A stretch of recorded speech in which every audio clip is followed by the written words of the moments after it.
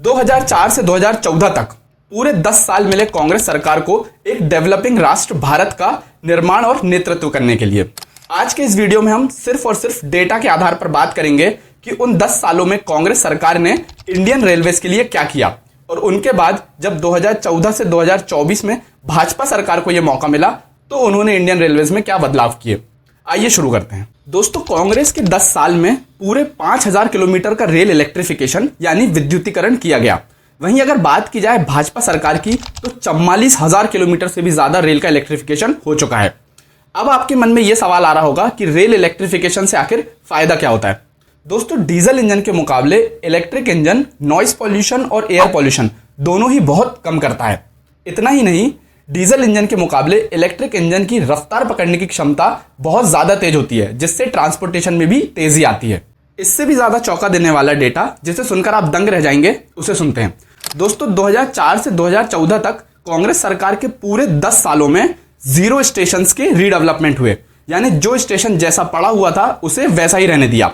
लेकिन अगर बात की जाए भाजपा सरकार की तो पिछले 10 सालों में 1320 से भी ज्यादा स्टेशन का रीडेवलपमेंट हो चुका है या कार्य प्रगति पर है।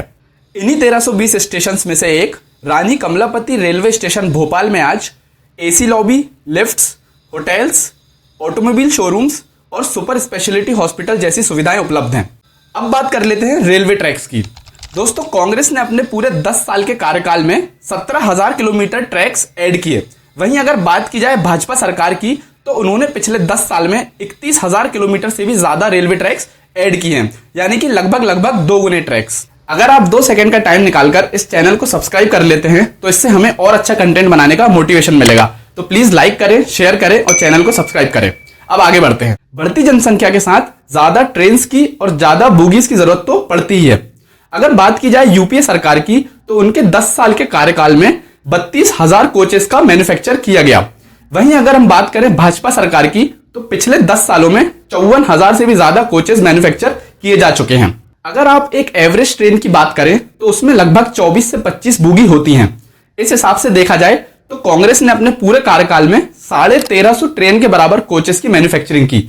वहीं अगर भाजपा सरकार की बात की जाए तो 2,500 से भी ज्यादा ट्रेन के बराबर कोचेस की मैन्युफैक्चरिंग की जा चुकी है। दोस्तों, अब बात कर लेते हैं आखिरी लेकिन सबसे इंपॉर्टेंट कंपैरिजन की, जहां से रेलवे का लगभग सारा पैसा आता है। कांग्रेस सरकार ने अपने 10 साल के कार्यकाल में 0 डेडिकेटेड फ्रीट कॉरिडोर्स बनाए।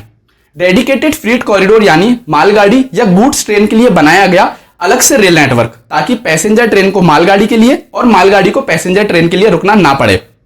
दोस्तों, भाजपा सरकार की बात की जाए तो उन्होंने 2700 किलोमीटर से भी ज्यादा लंबे डेडिकेटेड फ्रीट कॉरिडोर्स बनाए।